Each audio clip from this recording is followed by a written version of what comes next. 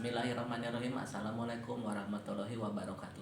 Saya Yayan Mulyana, SPD Unit Kerja Wilayah Kantor Cabang Dinas Wilayah 10, meliputi wilayah Kabupaten Cirebon, Kota Cirebon, dan Kabupaten Kuningan. Kali ini saya akan menyampaikan pembelajaran ya, ataupun metode pembelajaran, yaitu mengenai partisipasi dalam perlindungan dan penegakan hukum ya.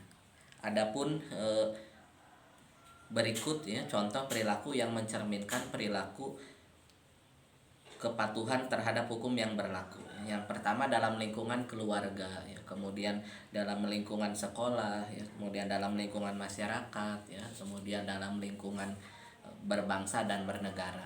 Dalam lingkungan keluarga ya, misalnya mematuhi perintah orang tua. Seorang anak ya harus bisa mematuhi perintah orang tuanya. Kenapa? Karena ya seorang anak ini dituntut harus taat dan patuh terhadap orang tuanya ya.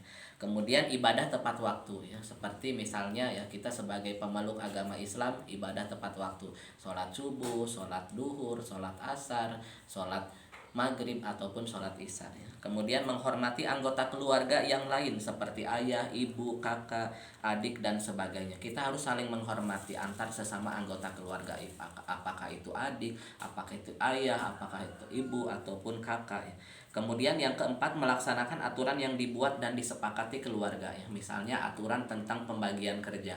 Misalnya kita ya pembagian kerjanya ataupun bagian menyapu halaman ya, kemudian adik ya bagian mengepel lantai dan sebagainya. Itu kita harus mematuhinya.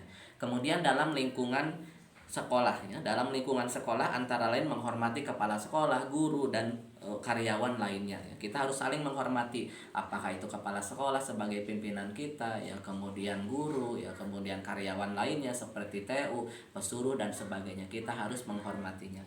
Kemudian memakai pakaian seragam yang ditentukan ya, seperti waktu SMA ya, putih abu ya setiap Senin Selasa ya, kemudian batik ya setiap Rabu Kamis, dan pramuka setiap Jumat ya. Kemudian tidak menyontek ketika ulangan, berperilaku jujur ya, setiap ulangan kita tidak boleh menyontek, kita tidak boleh menanyakan ke teman, kita harus mengerjakannya sendiri ya.